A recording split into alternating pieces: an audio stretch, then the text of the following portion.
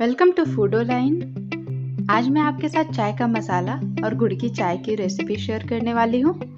तो चलिए बनाना शुरू करते हैं।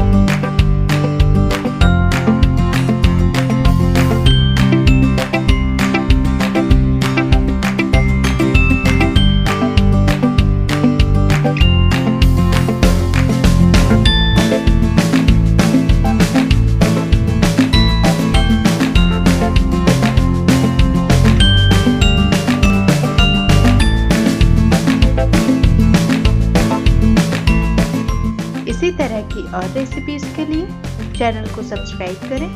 Thank you for your time and patience.